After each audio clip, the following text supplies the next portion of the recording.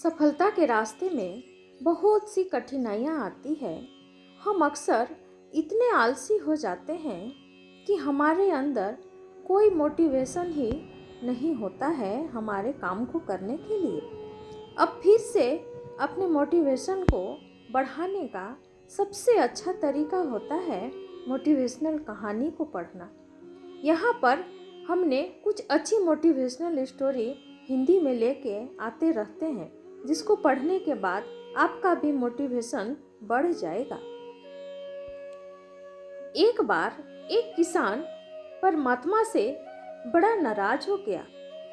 कभी बाढ़ आ जाए, कभी सूखा पड़ जाए, कभी धूप बहुत तेज हो जाए, तो कभी ओले पड़ जाए। हर बार कुछ न कुछ कारण से उसकी फसल थोड़ी खराब हो जाया करती थी। एक दिन बड़ा तंग आकर उसने परमात्मा से कहा, देखिए प्रभु, आप परमात्मा हैं, लेकिन लगता है कि आपको खेती बाड़ी की ज़्यादा जानकारी नहीं है। एक प्रार्थना है कि इस साल मुझे मौका दीजिए, जैसा मैं चाहूँ वैसा मौसम हो, फिर आप देखना मैं कैसे अन्न के भंडार कर दूंगा। परमात्मा मुस्कुराए और कहा, ठीक है, जैसा तुम कहोगे वैसा ही मौसम दूंगा, मैं दखल नहीं करूंगा। फिर किसान ने गेहूं की फसल बोई। जब धूप चाहिए तब धूप मिली, जब पानी तब पानी मिला।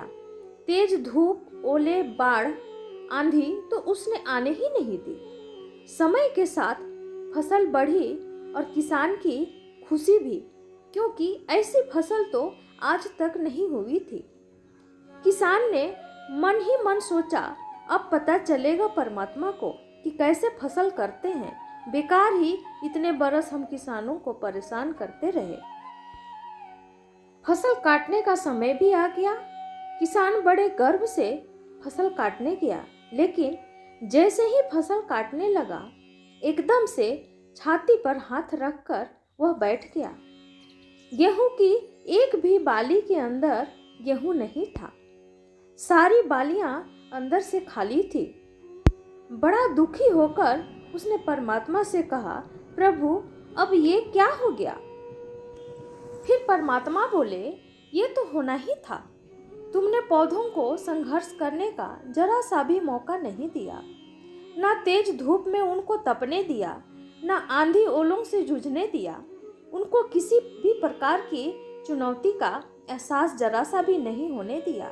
इसलिए सब पौधे खोखले रह गए। जब आंधी आती है तो तेज बारिश भी होती है, ओले गिरते हैं तो पौधा अपने बल से ही खड़ा रहता है। तब वो अपना अस्तित्व बचाने का संघर्ष करता है, और इस संघर्ष से जो बल पैदा होता है वही उसे शक्ति देता है, ऊर्जा देता है, उसकी जीवटता को उभारता है। सोने को भी कुंदन बनने के लिए आग में तपने, हथौड़े से पीटने, गलने जैसी चुनौतियों से गुजरना पड़ता है, तभी उसकी स्वर्णिम आभा उभरती है, उसे अनमोल बनाती है। तो उसी तरह जिंदगी में भी अगर संघर्ष ना हो, चुनौती ना हो, तो आदमी खोखला ही रह जाता है।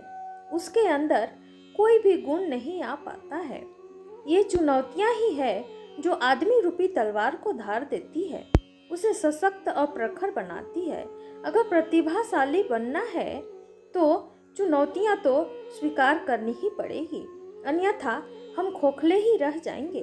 अगर जिंदगी में प्रखर बनना है, प्रतिभाशाली बनना है, तो संघर्ष और चुनौतियों का सामना तो करना ही पड़ेगा। तो दोस्तों, ये थी हमारी आज की मोटिवेशनल स्टोरी। अगर यह स्टोरी अच्छी लगी हो तो प्लीज़ लाइक एंड सब्सक्राइब जरूर कर दीजिए। तब तक के लिए